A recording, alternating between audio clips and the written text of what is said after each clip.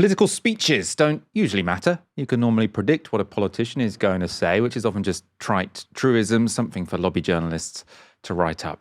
Every now and again, though, a politician comes along with an address that defines a moment or represents a pivotal moment in history. Think of Charles de Gaulle launching the French resistance in a radio broadcast in 1940, or Martin Luther King laying out the moral ambition of a colourblind America in I Have a Dream, or Margaret Thatcher declaring that the lady's not for turning, and with it that there would be no return to post-war social democracy. Speeches like this don't come around very often, but we now perhaps have a candidate for a new one, and from a relatively surprising source. Mark Carney is the former governor of the Bank of England and the current Prime Minister of Canada, and at Davos on Tuesday he became the first Western leader to declare the end of US empire. This was his response to Trump's bid to annex Greenland. It seems that every day we're reminded that we live in an era of great power rivalry, that the rules-based order is fading, that the strong can do what they can and the weak must suffer what they must. And this aphorism of Thucydides is presented as inevitable, as the natural logic of international relations reasserting itself. And faced with this logic, there is a strong tendency for countries to go along to get along, to accommodate, to avoid trouble, to hope that compliance will buy safety. Well, it won't. So what are our options? In 1978, the Czech dissident Václav Havel, later president, wrote an essay called The Power of the Powerless. And in it, he asked a simple question: how did the communist system sustain itself? And his answer began with the greengrocer. Every morning, this shopkeeper places a sign in his window: "Workers of the world unite." He doesn't believe it. No one does. But he places the sign anyway to avoid trouble, to signal compliance, to get along. And because every shopkeeper on every street does the same, the system persists. Not through violence alone, but through the participation of ordinary people in rituals they privately know to be false. Havel called this living within a lie. The system's power comes not from its truth, but from everyone's willingness to perform as if it were true. And its fragility comes from the same source. When even one person stops performing, when the greengrocer removes his sign, the illusion begins to crack. Friends, it is time for companies and countries to take their signs down. So that was a big start, right? First off, Carney is comparing the US-led world order to the communist bloc, which is already pretty unusual. Obviously, the implication being the communist bloc collapsed, and he thinks that the American empire is going to do the same. He's also saying that, like Eastern Bloc communism, in his sort of analogy, the US-led system only works because people think it's in their interest to pretend they believe that it works, and it's just. So we're saying it's time for Canada and time for everyone else like Canada, the middle powers, as we'll see later in the speech, to start telling the truth, that they no longer believe it, right? So this is a system that's lasted for 80 years. And Mark Carney is essentially saying there, for 80 years, we've pretended that this is all good and fair. We've pretended that the American empire we've pretended that the American empire isn't an empire. We've pretended it's a rules-based order. We're not pretending anymore. And the analogy with the Eastern Bloc is, he's suggesting, if we all admit that we don't believe this, if we all stop the pretense, then the whole thing could crumble. Let's go back to that speech, to where Carney really lays out what he thinks has changed. For decades, countries like Canada prospered under what we called the rules-based international order. We joined its institutions, we praised its principles, we benefited from its predictability. And because of that, we could pursue values-based foreign policies under its protection. We knew the story of the international rules-based order was partially false, that the strongest would exempt themselves when convenient, that trade rules were enforced asymmetrically. And we knew that international law applied with varying rigor depending on the identity of the accused or the victim. This fiction was useful. And American hegemony in particular helped provide public goods, open sea lanes, a stable financial system, collective security, and support for frameworks for resolving disputes. So we placed the sign in the window. We participated in the rituals. And we largely avoided calling out the gaps between rhetoric and reality. This bargain no longer works. Let me be direct. We are in the midst of a rupture, not a transition. Over the past 2 decades, a series of crises in finance, health, energy, and geopolitics have laid bare the risks of extreme global integration. But more recently, great powers have begun using economic integration as weapons. Tariffs as leverage, financial infrastructure as coercion, supply chains as vulnerabilities to be exploited. You cannot live within the lie of mutual benefit through integration when integration becomes the source of your subordination. So, Aaron, I know you touched briefly on this speech yesterday's show, but I did think it was worth doing again in detail. Someone was saying, in my introduction, I can't believe you'd use MLK and Thatcher in the same sentence. And I suppose the reason why I did that is because I'm not really making a moral argument here. I don't necessarily think that's the best speech that we've heard in decades, or the most moral speech that we've heard in decades. Lots of people have pointed out that there's an element of hypocrisy in the fact that Carney is only willing to call out the hypocrisy of the American-led rules-based order when it affects him, and didn't when it was affecting countries in the global south. So it's not the morally most powerful speech in decades, but I do think there's a strong argument that it does symbolize a watershed moment in what has been, we need to keep reminding ourselves, like an 80-year-old world order, which is US-led, where all of its allies or supplicants, however we want to look at it, sort of talk about this as the international community, talk about it as the rules-based order. And that's one of the things that has made sort of American empire so frictionless to some extent. And he's saying that's done, right? That seems of world historic importance, I suppose. I mean, I'm inclined to agree. That speech was pure substance. When people generally say it was a great speech, they mean it moved me, right? It was powerful, lofty rhetoric. Think of Barack Obama in 2008. Yes, we can. He wasn't actually saying anything. It was about creating an emotional affect. This is the complete inverse of that. Mark Carney didn't say anything that moved you, wasn't morally powerful. It was the substance and the content of the words he was saying. And I agree with you, they were historic. Before the show, your contention was that this is one of the most important speeches of the 21st century, if not the most, by an English-speaking politician anyway. And I was saying, well, certainly since 2008. And in my head, I'm thinking about George W. Bush's State of the Union address when he talked about the acts of evil, which of course was the catalyst and precursor for multiple invasions and occupations, which destabilized the whole region, arguably led to 1 million deaths in Iraq. The implications are still living with us today in multiple countries: Iran, Iraq, Syria, Afghanistan. But in terms of substance, like you say, this is looking back all the way to 1945. So I think actually it is more important, and actually he is referring to a watershed moment, which is of more historic significance than what George W. Bush was saying. The point he's making about the US weaponizing the global economy is really, really key. I said this in yesterday's show.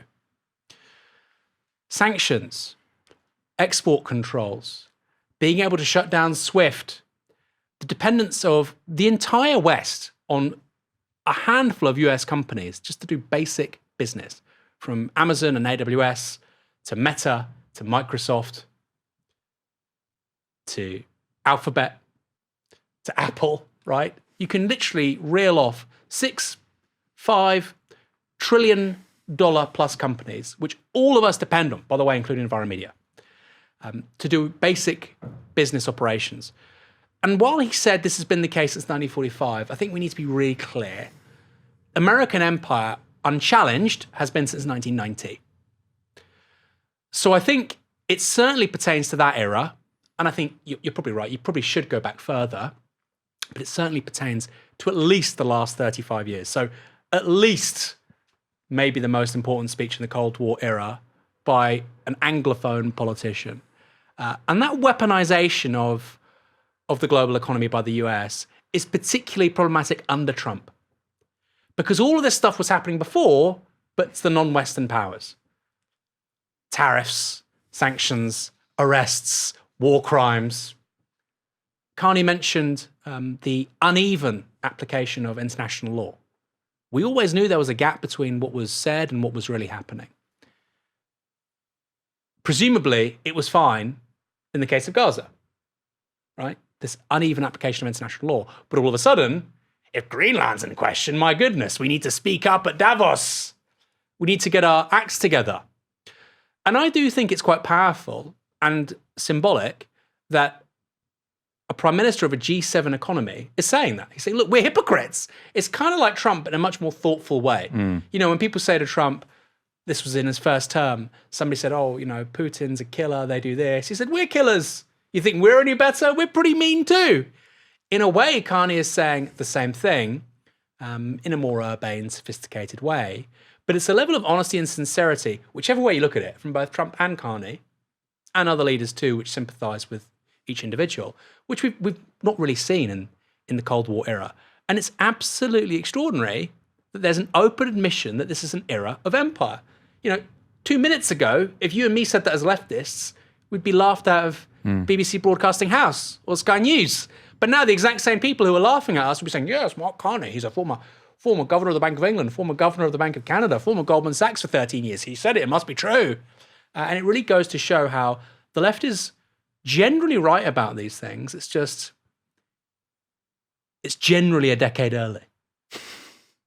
I mean, I think it's interesting you pointing out, I suppose, the honesty, because he is very honest. He's saying we let the hypocrisy slide because the United States provided certain public goods that we could sort of benefit from. Free trade. You know, there is an argument that American empire has been brilliant for Europe. I mean, there is an argument it hasn't been, you know, compared to most other empires, life expectancy and wealth has increased more than any other, you know, dominant order in history. So you can say it wasn't the worst empire ever.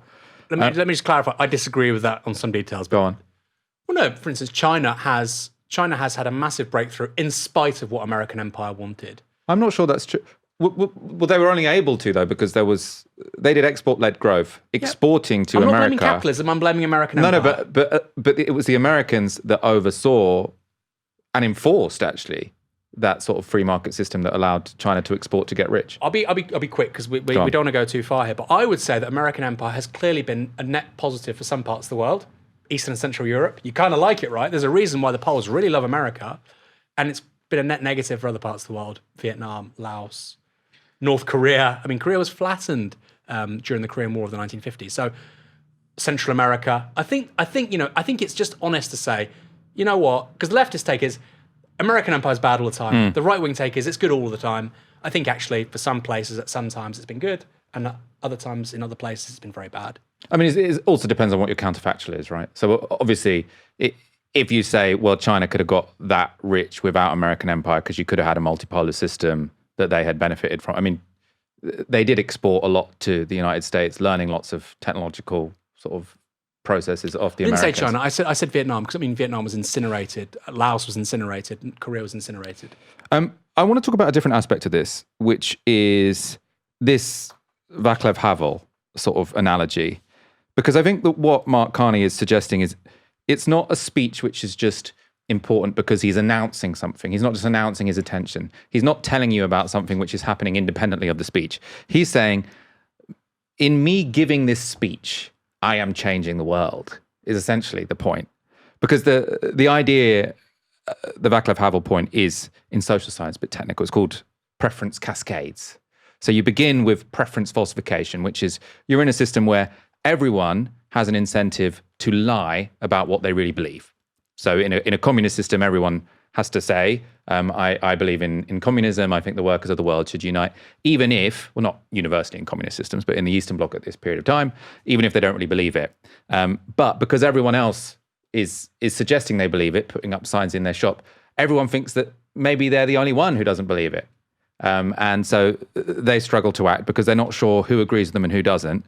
The moment you get a catalyst whereby someone sort of stands up and says, actually, I don't believe this, and unless they get immediately thrown in prison, and it serves as an example as to why you shouldn't do that, if they do that and it doesn't go horribly wrong, then more people think, okay, I can start to express my real opinion.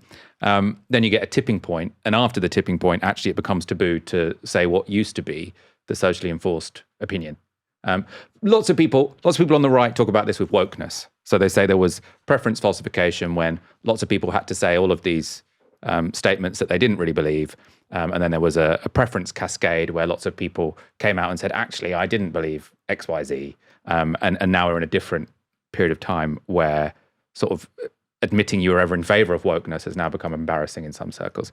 So that's what he's talking about. And I suppose what I wanted to ask you about is whether that does make sense in the context of empire. If all of these middle powers do start to say, oh, actually, we don't buy this, does it make a difference? Because if America still has most of the cards in terms of, say, for example, the United Kingdom, if we say, well, we don't believe in US empire, still we can't use our nuclear weapon if the Americans control our nukes. Still, we don't have any independence when it comes to technology. Is the Eastern Bloc example comparable to American empire? Not really. I think particularly for Britain, we are uniquely exposed. You know, Britain is a middle power. We've said this repeatedly, but it has some great power characteristics. What are they? Five Eyes. We're out of that. Trident. Everybody says we have an independent nuclear deterrent. We don't. We lose that. We lose the missiles, which are only serviced in the United States. UN security seat, a permanent seat on the UN Security Council. If the US decides that's no longer a real thing, it's a dead letter, the three characteristics which give Britain great power status kind of go, right? So Britain, diplomatically, politically, is weakened. Economically, as I said earlier on, we are massively, massively exposed to US capital. Great book by Angus Hanson talks about this. American firms employ far more people in this country than they do in any other country in Europe. I believe US firms employ more people in Britain than France, Germany, Italy, Sweden, the Netherlands put together. If you want to buy a cup of coffee, you go to Costa, you go to Nero, you go to Starbucks, right, on the high street, the big three, all owned by American firms. You could talk about football clubs, Birmingham City, Wrexham, or Bournemouth. You can talk about serious businesses. And like I say, you can talk about basic infrastructure. The security services in this country, Michael, MI5, MI6, use AWS. The security services use web servers that are owned and hosted by a foreign power. Interesting question. If there is ever a legal demand on certain information to be made available to US prosecutor on those servers, which are owned by AWS, doesn't that expose MI5, MI6 to quite unique vulnerabilities? Of course, nobody says this in the media because you can't criticize US empire, but that's really key. Now, those vulnerabilities and exposures are less for other non-UK countries, but they're still there.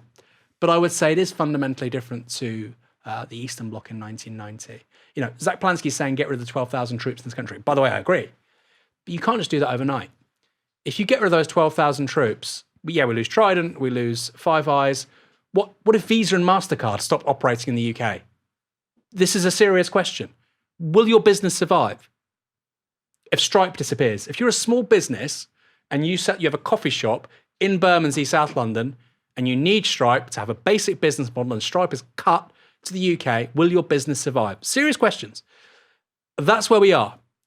And I think our political class needs to get alive to this really quickly. We need to be building alternative infrastructure, payment systems, digital platforms, all kinds of things really, really quickly. We need to be doing it in partnership with the likes of Canada, with France. We can, of course, build some of those here in the UK as well. Some of them already exist, by the way. There is a UK equivalent of Stripe, right? We should be emphasizing the adoption of that. But there are huge vulnerabilities here. So it's not just somebody said something and that's the end of it, like woke, quote unquote woke. By the way, I'm a big woke guy personally, right? But somebody said it and then we said, oh, actually, yeah, we were wrong all along. This is different.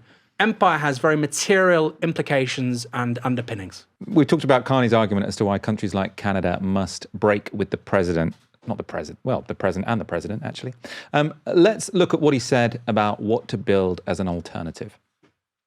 The multilateral institutions on which the middle powers have relied, the WTO, the UN, the COP, The architecture, the very architecture of collective problem solving are under threat. And as a result, many countries are drawing the same conclusions, that they must develop greater strategic autonomy in energy, food, critical minerals, in finance and supply chains. And this impulse is understandable. A country that can't feed itself, fuel itself, or defend itself has few options. When the rules no longer protect you, you must protect yourself. But let's be clear-eyed about where this leads. A world of fortresses will be poorer, more fragile, and less sustainable. And there's another truth.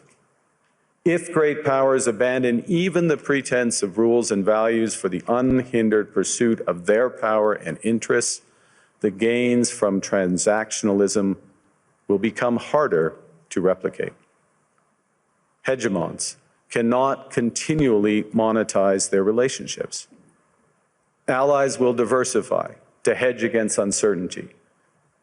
They'll buy insurance, increase options in order to rebuild sovereignty. Sovereignty that was once grounded in rules but will increasingly be anchored in the ability to withstand pressure. This room knows this is classic risk management. Risk management comes at a price. But that cost of strategic autonomy, of sovereignty, can also be shared. Collective investments in resilience are cheaper than everyone building their own fortresses. Shared standards reduce fragmentations. Complementarities are positive sum. And the question for middle powers like Canada is not whether to adapt to the new reality. We must.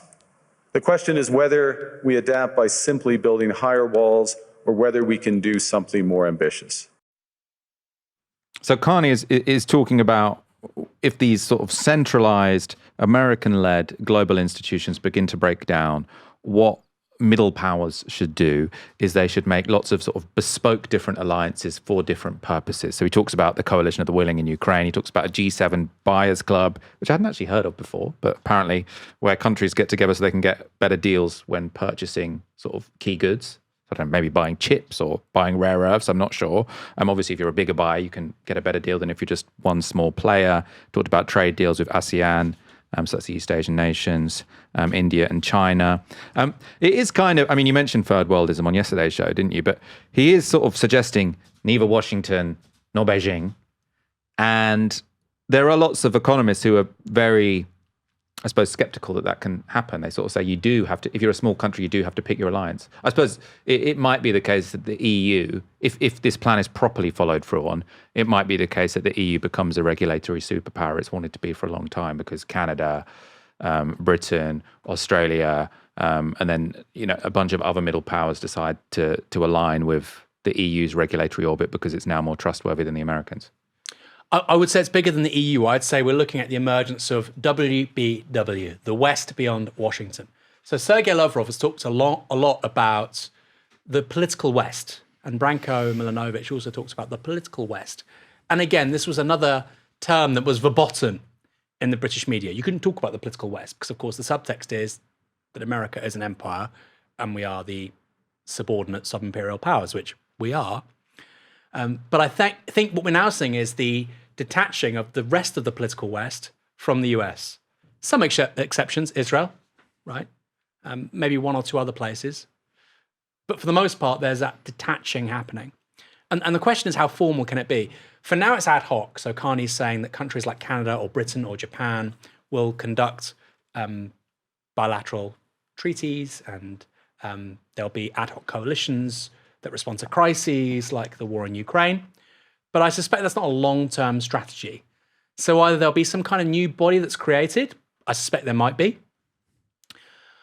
At the same time, I think that these countries, these middle powers, Australia, Canada, UK, France, Germany, Japan, South Korea, Taiwan, which have real shared interests, I think they'll try to protect as much as possible of the old international architecture, from the WTO to the World Bank to actually things like the ICC and the ICJ.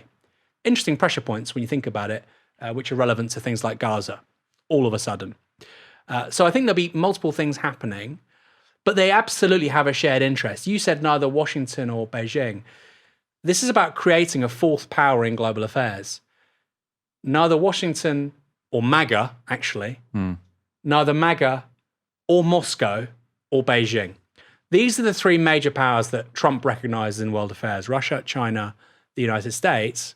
And I think this coalition of middle powers is becoming realistic, that they'll have to work with one of these three countries if they want to achieve certain ambitions. I think Russia's pretty much off the table for Europe, right? The US is clearly an unreliable ally, and that's why Macron and Carney have both thought about China, particularly if you want to reindustrialize. If you want to reindustrialize, you're going to need Chinese know-how and Chinese capital. Both Carney and Macron have said that. So I think it's a very coherent worldview. I think it's a very coherent strategy. Like I say, given Russia pivoted away from its energy markets and did pretty well, given China pivoted away from US exports and just recorded the biggest trade surplus in recorded history by any country, I think there are precedents there, and I think there's a good example to follow. The question is, can other leaders of other G7 or middle power economies step up? You know, Carney is an impressive person. I don't agree with his political views necessarily, but this guy was a deputy central banker almost a quarter of a century ago. You can kind of tell he's so comfortable and competent at the highest levels, despite only being a prime minister for less than 12 months, because this has been his world for almost 25 years. Macron, again, I don't agree with him, but he's clearly a very able politician. Is the same true for Starmer? Really? Is the same true for Maloney? She's very good as an orator and as a political operator, but does she have a vision for her country outside the existing world order? I think maybe Sanchez is up there as well. But that's the key question for me. Do these countries have the political leaderships to do this? Because all of them have been socialized and made their lives in a political moment, which was the end of history. They haven't even had to think about these questions, which is why I think Carney's quite a unique figure. Because he's been a central banker, he's had to think about this stuff very deeply for a very long time. But I think in that regard, he's quite unusual amongst the Western political class outside of the US. And so another point he's making is the sort of American empire, if you were Canadian or European or whatever, it did make politics easier for politicians in those 100%. Countries. Because, you're under the American security umbrella. Yes, if you're Britain, sometimes that gets you dragged into stupid-ass wars. But you do spend a lot less on the military than you otherwise would have done. Both Europe and Canada is able to build up quite a decent welfare state. In the reconstruction of Europe after World War II, you can have Germany, then you've got Japan, obviously not in Europe, but Japan, investing loads and loads of money into their sort of civilian economy, which is brilliant for them. And if that all ends, presumably there is going to be a cost because we have to spend more money on. I mean, this would be the argument of the people who say we need to remilitarize, is if that's over, if the security umbrella is gone, we are going to have to spend more on the military compared to consumption. Do you think we do? Depends who you are, doesn't it? I mean, Ireland, for instance, Ireland can't defend its own airspace. It literally can't defend its own airspace. That's probably going to have to change. If the American world order is over, Ireland probably has to be able to defend its airspace.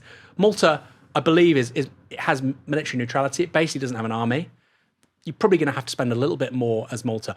The countries who've done really well out of US empire have been small, flexible, able to attract foreign direct investment, have been able to posit themselves as post-ideological states. Ireland, UAE, Malta, Taiwan. These are the countries which all of a sudden would be very, very exposed, and they would need to actually make big, big shifts. If the UK goes from 2% of GDP on defence to 3%, that's not a paradigm shift. I mean, of course, that money has to come from somewhere, and it's kind of happening, but it's not a paradigm shift. The same for Germany, the same for France. So these are really live questions, and they're things that people haven't thought about for a very long time. You said that US empire is very convenient because you didn't have to think about it, right? Irish politicians haven't had to think about defending their airspace, for instance. And I think this is really true for British politicians. And it wasn't just the case with regards to the US and foreign policy and defense, but also the EU. They loved the EU because it meant they didn't have to think about migration policy, they didn't have to think about trade, and at the same time, they loved Washington and American empire because they didn't really need to think about foreign policy or defense, right? So what were British politicians doing basically since 1990? Nothing. They literally thought that politics was apolitical. And it makes sense, right? Because they've outsourced all the real decisions to other people. So you had Tony Blair saying, actually, the Brownites and the Blairites, there was no difference. They all agreed on everything. Tiny little things. Okay, we want to spend 1% more on healthcare spending. We want a little bit less or a little bit more market in this part of the economy. But they basically agreed on all the fundamentals. With the end of American empire and with Britain's exit from the European Union, whatever you think about that, we have a ton of live questions now in British politics in a way we have not had in my lifetime. The political class don't like that. They don't want to have to work for their money. They love just going on TV and playing the status games and getting the nice cars and the nice clothes and going to Davos and not actually having to think or having to deliver. Well, I'm afraid, particularly for middle powers, those days are over. Let's look at another Canada-related story. I did have another segment from Carney, but I think we're going to run out of time to show another one. People can go and watch the whole speech if they want. But this is a stunning headline. You might not have expected if it were a couple of years ago. Canada is apparently wargaming a US invasion. Their war game doesn't end well. And the subheading here, this is from the Times. Military chiefs have modelled the response to an attack and the Mujahideen-style insurgency tactics they would need to use against American invaders. Obviously, you know, the idea of Canadians mounting a Mujahideen-style response is, somewhat ludicrous. I suppose something I'm still unsure about is, so, you know, you're talking about Ireland and Malta. However much they invest in their military, they're still going to lose to the Americans in about 30 minutes. And I mean, you could say a similar thing about Canada, not France, because they've got an independent nuclear deterrent, but there are lots of countries where the distance between them being able to competently defend against the Americans or the Chinese is so big that you might as well just accept that you are going to have to be supplicant to one of these major powers. Like, I know that's not, it doesn't seem ideal, but it just seems implausible to me that many of these countries, that Canada, for example, ever would be able to defend itself from an American invasion. Well, that's why we use the word middle powers, right? You know, Ireland and Malta are not middle powers. They're quite small countries. Canada, you know, you're sort of hinting at the possibility of nuclear proliferation. I wouldn't be surprised if Canada begins to develop technologies that take them close to nukes. Space program, more nuclear enrichment. You don't say it, obviously, but you get within touching distance of having nukes. You know, Canada in 1945, not many people know this, Michael. At the end of the Second World War, Canada had the world's third largest navy. I didn't know that. Yeah, and they were the leaders on, I think it was Juno Beach on D-Day at Normandy. So they had their own beach they had to take. They had this huge navy. Per capita, I think they lost 8 times more people in the US in the First World War. So Canada has a real martial history. I mean, could they defeat the United States in a conventional war? I mean, probably not. They can make it very hard. It's a bit like Ukraine, Russia, right? So I think... Yeah, because lots of people said Ukraine might as well just give up and say, hand yourself over to Russia, and actually they could impose real costs on the Russians. Yeah, and I think that would be your best aspiration, right? To raise the costs and make it as high friction as possible. I mean, yeah, Canada defeating the US would be very, very unlikely. For these other smaller countries, Ireland, Malta, etc., I mean, that is the argument for a pan-European umbrella, which, again, we're probably going to have to talk about, right? France and Britain are probably going to have to extend some kind of nuclear umbrella to the rest of Europe. I mean, these are really important questions now, and our politicians haven't been thinking about them for a long time. They didn't want to, because, as we just said, it made life so easy. It was fantastic. Tam Butterworth says, does Michael know anything about Malta's history in World War II? I do, actually, because my granddad was an engineer there in World War II. My mum was brought up there for the first 18 years of her life. Malta is Malta proves the rule, which is that they were part of the British Empire at the time. So it was the British military. I mean, I presume actually some of the Maltese, I mean, maybe many of the Maltese bravely defended Malta, I'm not sure. But the military capacity was from the British. Correct. So that's kind of the argument that was the question I was posing, which is, can small powers defend themselves without becoming supplicant to an empire? I think you gave an interesting answer. Just be clear, my wife is Maltese, right? And her granddad remembers Stuka dive bombers coming after them as a kid. So, you know, we have, not that we're right necessarily, but we have some idea about what we're talking about. We've got a surprising amount of Malta knowledge. Surprising. Due to family connections.